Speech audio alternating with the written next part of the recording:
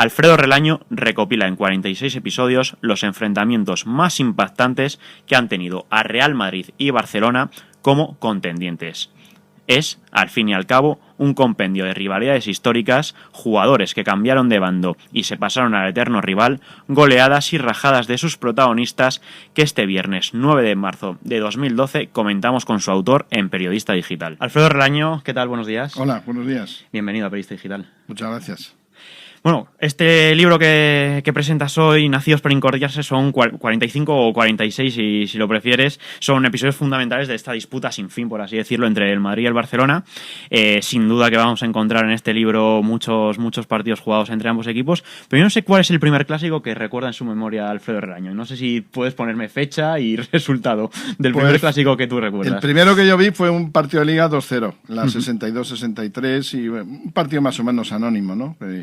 Todavía estaba Di Stéfano en Madrid, Puskás ya no estaba Kubala en el Barça. Digamos, era un Barça decadente y un Madrid envejecido, ¿no? El gran Madrid envejecido. Te reconoces madridista, apuntas en el libro que en todo caso eres descendiente de familia catalana por la rama materna, pero bueno, diriges un periódico, no hay que olvidarlo, madrileño. Pero bueno, yo creo que en este libro has contado tantos casos, tantos agravios al Madrid como al Barcelona, como viceversa. Pero yo no sé, en tu opinión, realmente, si me puedes ser sincero, ¿cuál de los dos ha tenido más motivo para sentirse agraviado a lo largo de la historia, haciendo un cómputo global? Hombre, seguramente se siente mucho más agraviado el Barça por la misma condición en que están. El Barça es Barcelona, es Cataluña y digamos incorpora lo que yo llamo el descontento catalán. Hay un recelo a que están en un país en cuya capital es Madrid y entienden que la capitalidad abusa, ¿no? Y que el Madrid ha abusado de la capitalidad. Yo creo que el Barça siempre se ha sentido peor en este sentido que el Madrid. Aunque yo creo que el que vea el libro y se lo ve como tal, ve que hay para todos. Yo no creo que haya sido una historia de buenos y malos. El Madrid siempre ha tenido la ventaja de la capitalidad y el Barça ha tenido la ventaja de los desagravios que su condición de representante de lo catalán ha ido provocando, que han sido grandes a lo largo de la historia. Y bueno, han tenido sus oportunidades cada uno. Y lo que hay, a mí me gusta al final es que cada uno se ha hecho muy fuerte compitiendo con el otro. Llegamos a tener las dos mejores sociedades de fútbol del mundo y no tenemos las dos mejores sociedades del mundo en ninguna otra cosa. En ninguna otra cosa, cierto es. Yendo ya a ejemplos concretos del libro, si quieres podemos empezar por los orígenes, porque bueno, el Madrid lo fundó curiosamente un catalán, Carlos Padrós, dato que seguramente muchos madridistas desconozcan, y claro, esta pregunta y este libro viene a colación de lo poco reconocido que está la figura de Carlos Padrós en comparación con ese suizo que fundó el Barça, Joan Gamper, sí, que en cambio todo el mundo sabe quién fundó el Barcelona. Sí, eso refleja el efecto tan sentimental que produce el Barcelona entre sus seguidores y que no lo hay en el Madrid. Fíjate, Gamper, si se le recuerda el torneo de verano, claro, por ejemplo, se llama Gamper y al cabo del tiempo está muy presente en la memoria del barcelonismo. Sin embargo, a Carlos Padrós se le olvidó. El Madrid se reconoce solo en las victorias, eso es así, ¿no? Y el Madrid guarda memoria de Bernabéu porque ganó 5 Copas de Europa. Y se reconoce solo en las victorias, mientras que el Barcelona se reconoce en ese efecto de sentimiento de amor hacia lo suyo, de amor hacia lo catalán. Un catalanismo integrador, por cierto, a partir de cierto momento, o quizá desde siempre, está en el himno, ¿no? En el himno del 75 aniversario, tanto vale de donde venimos y del norte o del sur, dice el himno del Barça, ¿no? Y Carlos Padrós, bueno, pues tuvo problemas ya con sus propios contemporáneos en algún momento. Primero, yo creo que era un hombre muy del deporte amateur, y cuando se profesionalizó el fútbol se enfrió. Luego, cuando el Madrid ganó las primeras 4 copas, por las 3 primeras le dieron el trofeo en propiedad, estamos hablando de antes del año 10, ¿no? De hace más de 100 años. Se la dieron a él por sus desvelos los que trabajaban con él. Y cuando ganó la primera liga se la pidieron para ponerla en una exposición ya en los 30, junto a la primera liga. Y aunque le dijeron que le iban a dar una reproducción o devolvérsela y que se quedaría en la suya y la reproducción en el club, tal, no se la devolvieron. Y ya eso le terminó de enfriar. Luego, además, pues pasó la guerra y se perdió completamente la pista del Madrid. De hecho, cuando él fallece, no hay ninguna, que es en el 51, no hay ningún acto en el Madrid, ningún tal, ni asiste nadie del Madrid ni siquiera Bernabéu, que era el presidente. Bernabéu le había tenido que conocer. Bernabéu, el jugador del año 15, 16, claro. 17, le había tenido por lo menos que saber de él, ¿no? y no hubo ningún gesto por parte del Madrid. Sin embargo, decimos eso, Gamper, fíjate cómo está de presente, ¿no? Es verdad, en todos los partidos veraniegos del Barcelona, el torneo del Fútbol Club Barcelona. Cuentas, Alfredo, que bueno, desde bien pronto ambos clubes, por muy futbolísticos y muy deportivos que fueran, la verdad que pronto el deporte pasó, digamos, a una dimensión mayor.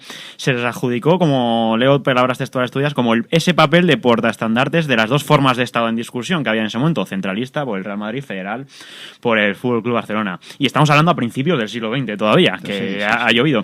Yo no sé, esta relación entre política y deporte ha ido progresivamente en aumento cada vez que se ven las caras. ¿Estás de acuerdo que esto ha ido a más? No, yo creo que está ahí. No creo que haya ido más. Está siempre. Tampoco es que sea tan protagonista en el asunto.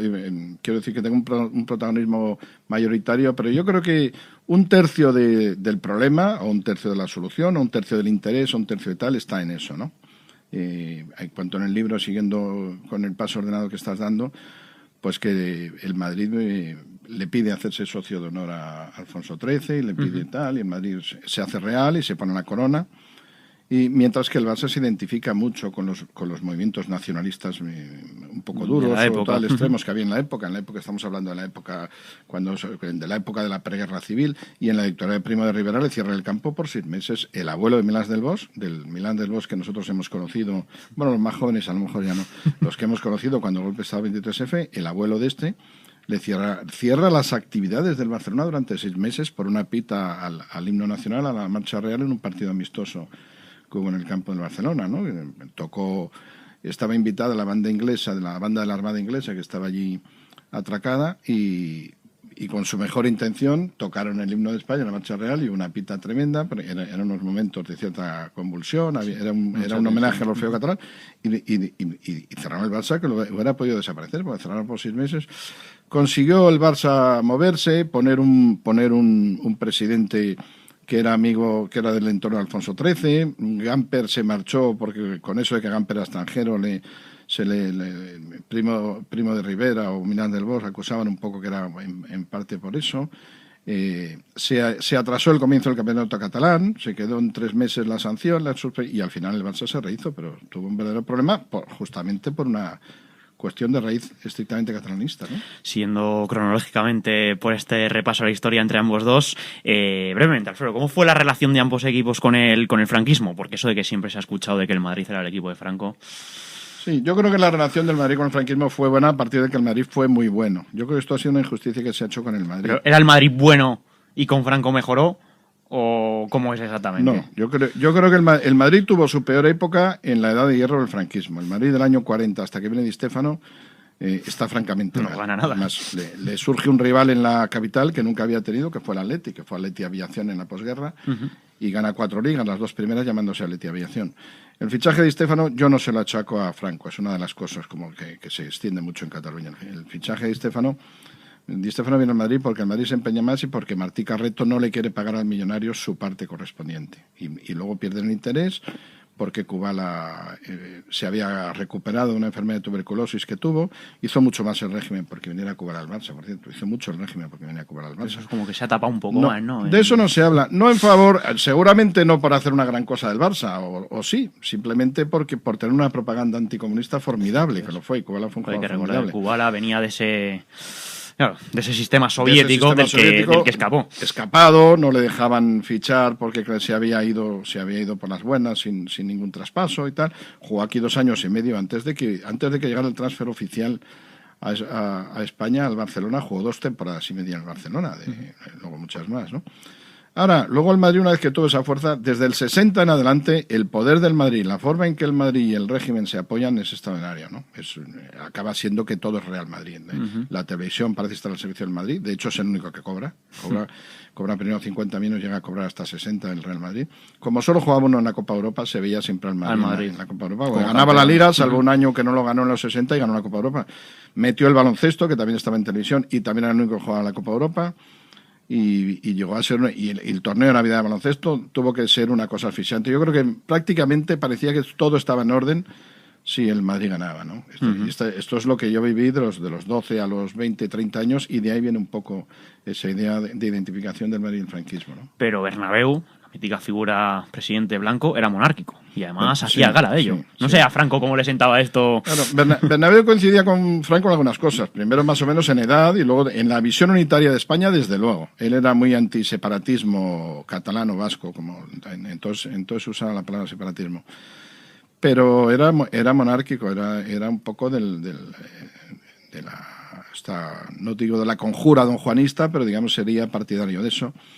De hecho, cuando el Madrid juega el primer partido de Copa Europa, visitan a la familia real en Lausana y hay una foto que da solo el boletín del Real Madrid en la escalinata, con Don Juan, con el príncipe Juan Carlos, y esa foto no la da el boletín del Madrid, no la da para nada la prensa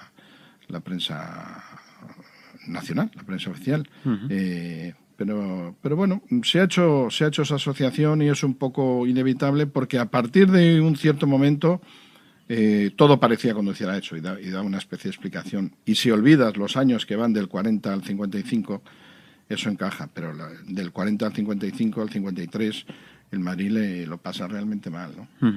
Estábamos hablando, por ejemplo, de y dicho sea de paso, perdona, en la República el Madrid había ganado 2 ligas y 2 copas. Y el presidente del Madrid hacía gala de republicano. Era un connotado republicano. Que, por cierto, también ha caído en el olvido. Sí, ¿Quién era? ¿Cuál era el Sánchez nombre? Guerra. A este sí le visitaron porque este fue de los republicanos muy decentes que quedaron en Madrid, que no fueron muchos, desgraciadamente, como Besteiro. Y cuando entraron las tropas de Franco en Madrid, pues estuvo bastantes años prisionero. A los 8, 10 o 12 años, ahí está la precisión, se consiguió salir, se fue a vivir a París y cuando enviudó, por promesa a su mujer ya muy mayor, entró de monje en Villava, en el pueblo de Miguel Indurain. Y ahí en el 62 el Madrid le visitó, o sea que ahí Bernabéu sí tenía visitó al expresidente republicano en el año 62. Bernabéu con Di Stéfano, Puskás, gente, todo esto que todavía estaban, ¿no? Estamos hablando, te comentaba, de Santiago Bernabéu, un hombre de inclinaciones políticas monárquicas. También sale a colación las inclinaciones políticas de otro presidente, nos vamos ya a una época mucho más moderna, que era, por ejemplo, José Luis Núñez. Me ha llamado la atención, Alfredo, que dices que, bueno, afirmas que fue un buen presidente para el Barça, fue un gran presidente, pero que su problema, dices, era que era un hombre perteneciente a la derecha española de toda la vida, y esto le hizo ser mal recibido en los ámbitos nacionalistas. Los ámbitos nacionalistas nunca le miraron del todo bien, ya desde que llegó. Me acuerdo que los partidarios de Fran Nariño le cantaron el Canal Sol con el brazo en alto, un poco en burla, ¿no? Ahora, fue presidente poca gente lo piensa, desde que muere Bernabéu, porque él entra justo después de irse Bernabéu, entra con De Carlos, y es presidente hasta Gaspar, que es cuando entra Florentino Pérez en el Madrid. Muchos años. Y si comparas el poder que tenía, el poder comparativo Madrid-Barça, cuando termina Bernabéu a cuando empieza Florentino, es muy diferente. Todo ese recorrido lo hizo Núñez, ¿no? Y también, aparte, tenía muy mala puesta en escena. Esto es verdad. Un hombre que si era, entre que era pequeño, que a los pequeños siempre se nos mira así un poquito tal, ¿no?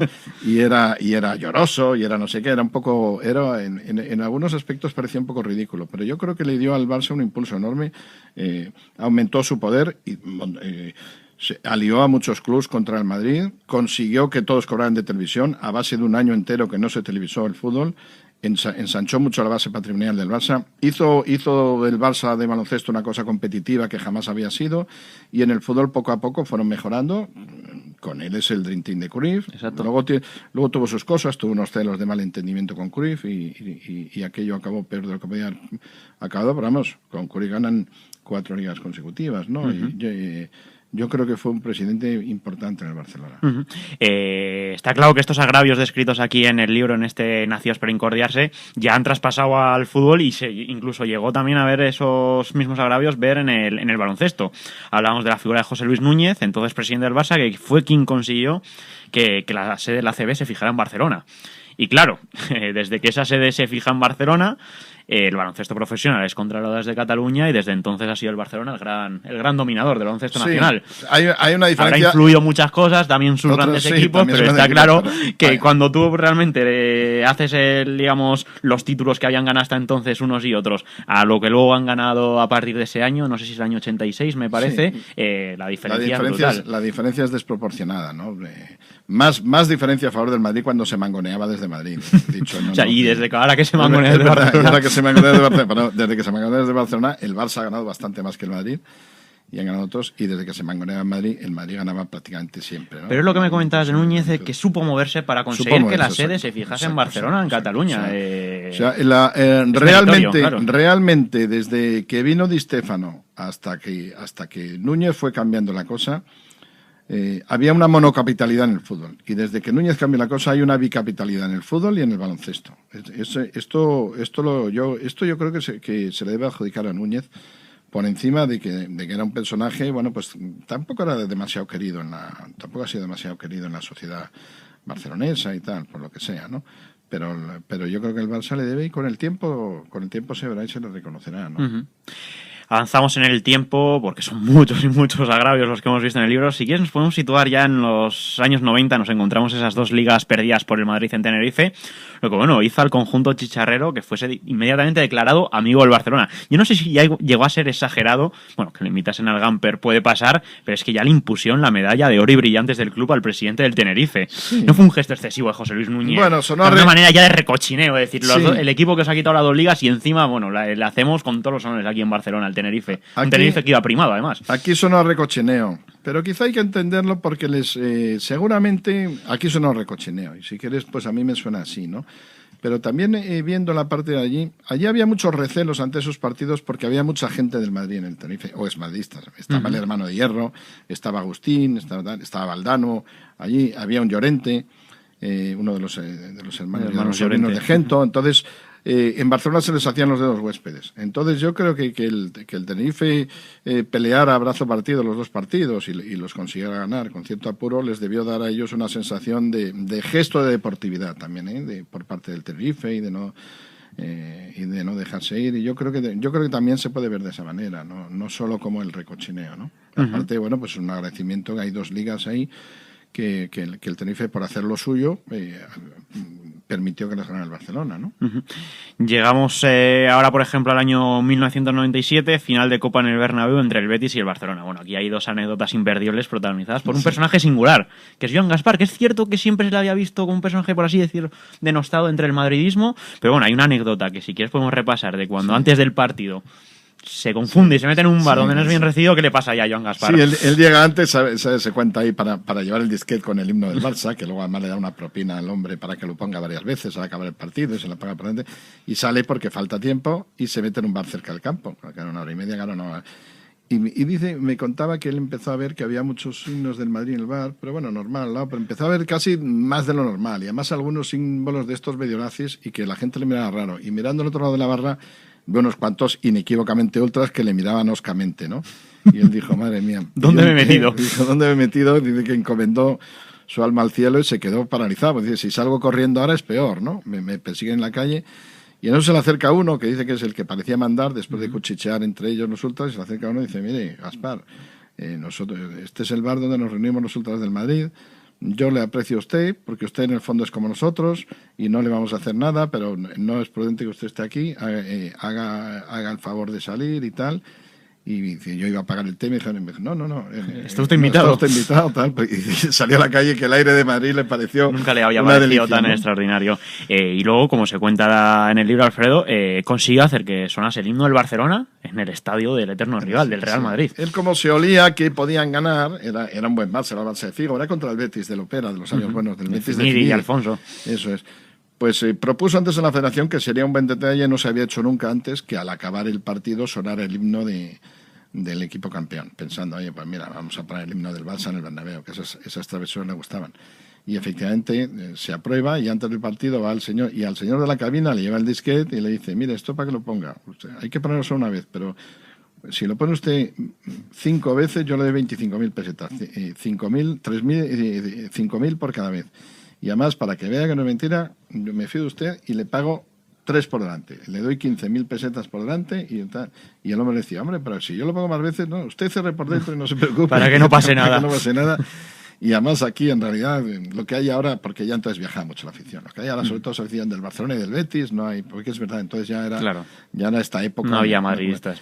Y bueno, efectivamente, y además lo escuchó, ahí, cuando dice que cuando el rey va a salir, dijo, majestad, va a tocar el himno tal, y tocó el himno, y cuando iba a volver a empezar, el rey se dio cuenta y cuando volvía a empezar dijo, ¿qué himno tan largo? Muy largo es este himno del Barcelona, ¿no? No, es que lo estaban poniendo una segunda vez, puede usted ya salir, majestad. Tal. Y luego el bajo al campo, se hizo foto con los jugadores, y dio la vuelta al campo, y subió y le dijo al hombre, ya faltaba una por poner, dijo, no hace falta que ponga más. Que ya ha cumplido con su trabajo.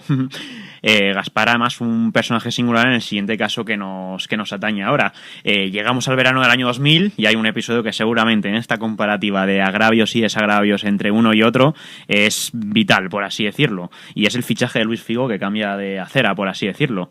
Yo creo que merece la pena detenerse en él por todo lo que se ha hablado luego personalmente sobre este asunto, porque en primer lugar es que Florentino Pérez recurre al ídolo de siempre del Atlético de Madrid, de la afición del Atlético de Madrid, para que le ayude en este fichaje, Paulo Futre. Sí, se lo dice el gordito, como le llama Futre, el agente con el que Florentino trabajaba, y como Futre era un semidios para Portugal, y además era jugador de la generación anterior a Figo, y le dicen, oye, pues el único que puede convencer a Figo eres tú, ¿no? Y empiezan, y con Veiga, la gente de Figo, empiezan a tal, y hay transcribo, autorizado por Futre, un tramo de la autobiografía de Futre donde cuenta exactamente la escena, que es muy llamativa, ¿no? en la que van gestándoles. Y luego, como Figo primero dice que sí, Figo se arruga porque le da miedo. La presión es que es brutal para al final, Figo. Recién elegido Florentino tiene que ir y pasar una noche entera en Lisboa, ahí en un pulso con Figo para terminar de convencerle. Figo pide entonces que traigan a Sapinto, que de la era Real, de la Real, que Florentino ni conocía, ¿no? No tenía ni idea quién era Sapinto. Y finalmente accede, ¿no? Porque tenía una penalización muy grande el Barcelona. Recordemos que si Figo deshacía el acuerdo, o si el Madrid lo deshacía después de salir presidente Florentino, tenían que pagarse uno a otro una penalización que equivalía al coste de todos los abonos del Estadio Bernabéu. Es decir, que si se queda, hubiera tenido que pagar el Barça a Figo para que se quedara y Figo lo pagara al Madrid, lo que equivalía a invitar todo un año a los madridistas al fútbol. Y aún así Gaspar estaba dispuesto a correr el riesgo. Antes de perder a Figo. Antes de perder a Figo. Y sus abogados, me contaba Gaspar, le decían, seguramente esto se pierde. Pero claro, para Gaspar fue un golpe muy malo. Después de tantísimos años sonando, 25 años de vicepresidente con Núñez, llega su sueño, que es la presidencia. Y cuando él llega a la presidencia sueña con que todavía Figo, porque Figo le ha dicho que se va a echar atrás y que se va a quedar, sueña con eso. Y la misma noche que gana las elecciones se entera de que Figo no se va a ir, salvo que tenga un aval por esa cantidad en la mañana siguiente de la Caixa y tal. Y claro, ya empieza con una pierna rota en realidad Gaspar, porque empieza con una barbaridad de dinero, necesitado de fichar, con todo el mundo esperándole con el trabuco, y de hecho tuvo una gestión que se traduce en 5 años sin ningún título, que es una cosa extraordinaria en el Barça de estos años, ¿no? Esto todavía en los 60, pero en el Barça de estos años pero una cosa, en la actualidad para Gaspar fue una desdicha. Bueno, el caso es que Florentino Pérez también es cierto, porque en el contexto en el que estábamos, Gaspar iba a ser reelegido una semana después de lo que fue Florentino, pero claro, dejaba a Núñez la presidencia después de tantos años, y Florentino también aprovechó un poco esa tacañería de José Luis Núñez a la hora de pagar a sus jugadores. Figo no se sentía bien pagado, y ahí fue Florentino cuando dijo, pues se puede venir al Real Madrid. Núñez tenía una cosa, Núñez es el único presidente de fútbol que ha cuidado del dinero, y además no ha sido... Quizás hasta el exceso. Hasta el exceso. No ha establecido un vínculo tan sentimental con los jugadores. Fue frío en eso. Nada más ganar la Recopa, echó a Neskens. Y porque pensaba ya que necesitaba esa plaza de extranjero para otro, y porque ya Neskens no rendía tanto. Y eso fue un berrinche en la plaza de San Jaume, según se estaba celebrando el título, y casi dimite. Fue el que vende a Maradona. Y además hay una escena curiosa que... Como Gaspar no quería de ninguna manera vender a Maradona, le dijo Núñez a Gaspar, vamos a vender a Maradona y además lo vas a vender tú. Porque como tú no lo quieres vender, tú eres el que va a sacar más dinero por él. Y efectivamente saca una enormidad de dinero.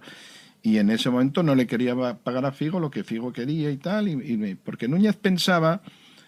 Lo que voy a decir va a parecer un disparate, pero era mucho más sensato que ningún otro presidente de fútbol. Pensaba que el fútbol tenía que vivir cuadrando sus cuentas, cosa por la cual no se ha preocupado casi ningún otro presidente nunca. Y él siempre pensaba que acabaría doblegando al Madrid a base de que los disparates que hacía Mendoza y luego Lorenzo acabarían por derrumbar al Madrid, ¿no? Y luego se ha visto pues que en el fondo el fútbol siempre encuentra dinero para tal, pero Núñez, y claro, Figo estaba en ese momento muy descontento, quería más dinero, y ahora yo creo que Figo quiso dar un susto. Figo, como todos, incluido yo, pensaba que Florentino no ganaría, que ganaría Lorenzo Sanz, que acaba de ganar su segunda Copa de Europa. Claro, y por eso convocó las elecciones. Y por eso convocó las elecciones. Y Figo pensó, bueno, con esto les doy un susto y con esto ya ven que en cualquier momento me voy.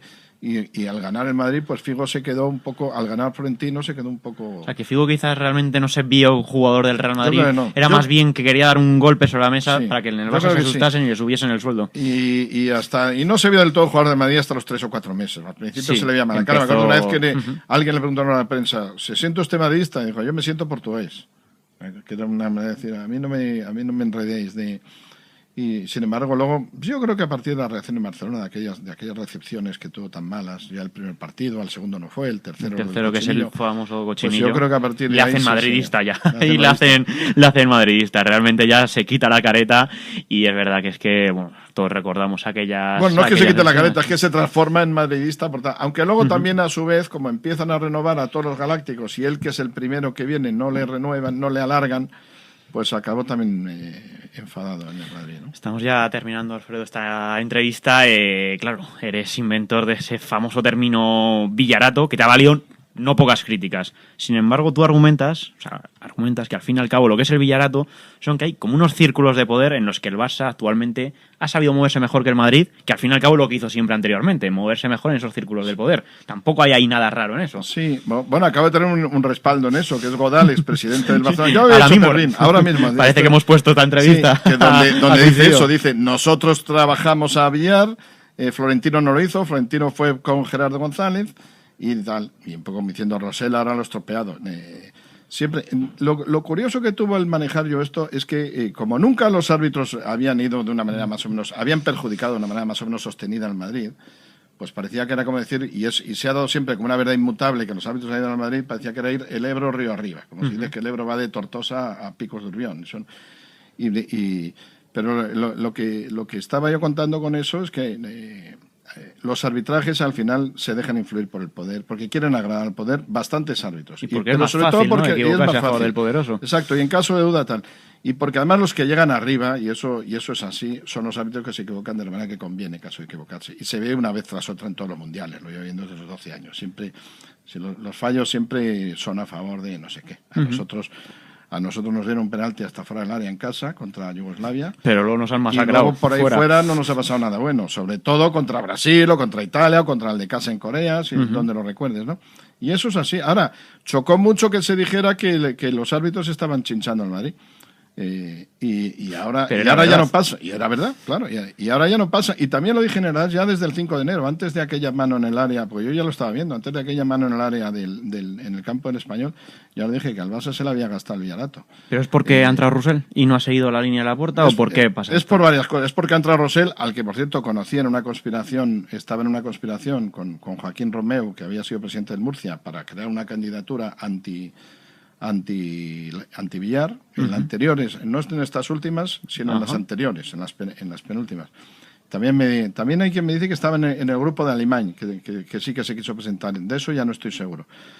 Pero y además no está cultivando la federación, está aquí para allá, por su cuenta dice que debe haber 16 de equipos de liga y sin embargo Florentino pues está cultivando ahora mucho más el trato con Villar y con la UEFA. Y yo creo que lo está haciendo. Está volviendo.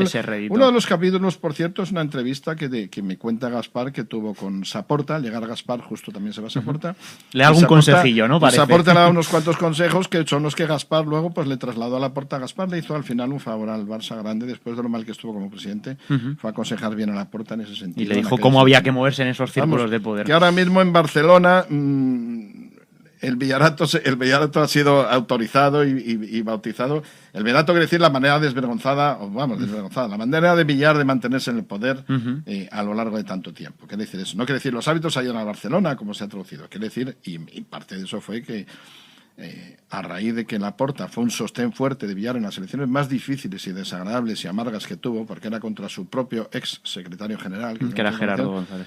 Pues yo noté, y Florentino se puso aparte, bueno, lo dijo Godal, se puso en contra, Godal lo dijo ahora mismo, ¿no?